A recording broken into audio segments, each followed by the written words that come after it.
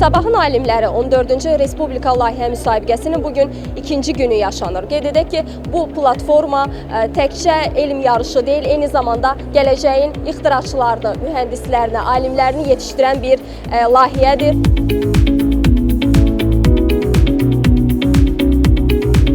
Mənim adım Sərvinaz və biz EcoShow komandasıyıq.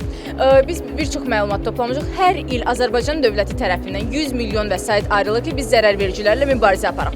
Lakin zərərvericilərlə mübarizədə ən populyar metodlardan biri məhz pestisidlərin istifadəsidir. Bəs hansı problemi biz həll edirik? Biz deməli cihazımız vasitəsilə yaşıllıq sahələrinin ağıllı monitorinqini və zərərvericilərlə mübarizə üçün innovativ bir cihaz yaratmışıq. Bundan əlavə mobil tətbiqimiz var. Mobil tətbiqdən havanın temperaturu, torpağın temperaturu kimi parametrləri görə bilirik. Sumqayıt şəhər Təbiət Elmləri Təmayüllü Gimnaziyanın şagirdi Həsənzadə Banu, komanda yoldaşım Əliyev Fərhad. Layihəmizin adı Qrovtek bitki qulluq və inkişaf texnologiyasıdır. Hansı ki, biz bu layihəni paniklərə quraşdıran zaman orada işığın səviyyəsini, suyun səviyyəsini, havanın temperaturunu, rütubətliyini ölçərək bitkiləri daha düzgün şəraitdə yetişdirməyi və uzaqdan nəzarət funksiyası ilə insan əməyini azalmağa kömək eləyir.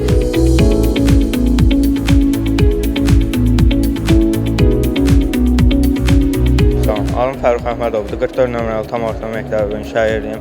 Bizim layihəmizin adı nanozərrəciklərlə təbiətin daha təmiz hala gətirilməsidir. Biz daha çox su, torpaq və havanın təmizlənməsindən istifadə edirik. Buna misal olaraq da suyun təmizlənməsini göstərə bilərik. Suyun təmizlənməsi üçün ilk başda çirkli suyu götürürük və 25 dərəcəyə nanozərrəciklər əlavə edərək qızdırıb 4 saat müddətində davam edir bu qızdırılma. Salam, mən 285 nömrəli tam orta məktəbdən gəlmişəm. 10-cu sinifdə oxuyuram, Almaz Quliyeva. Mənim layihəm bitki xəstəliklərini süni intellekt vasitəsilə təyin edir. Hansı ki, bilirik ki, hər il milyonlarla fermer məhsul itkisi ilə qarşılaşırlar və bunun qarşısını almaq üçün mən belə bir proqram yaratmışam. Hansı ki, biz proqrama yarpaq xəstəliklərini təyin edirik və o bizi hansı xəstə olduğunu təyin edir.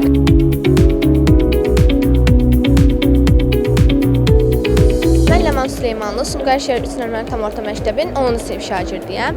Cihazımızın adı SOS-X layihəsidir. Fəlakətlərdə həyat qurtaran ağıllı texnologiyadır. Cihazımızda gördüyünüz kimi qurğu vardır. Bu qurğu vasitəsilə də zəlzələdən sonra şəbəkə kəsintisinin qarşısını almaq olur.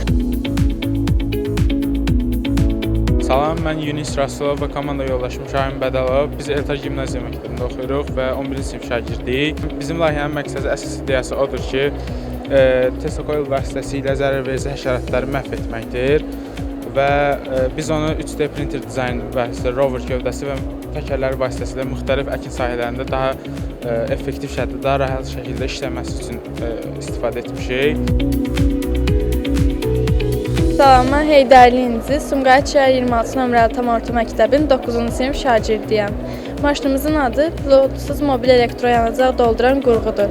Maşınlar yolda getdiyi zaman onların elektrik enerjiləri tükənə bilər. Bu da yolda tıxaclara səbəb olur. Bizim qurğumuz maşına yaxınlaşaraq onu elektrik enerjisi ilə təmin edir və yolda digər maşınların nəqliyyat yollarının açılmasına səbəb olur.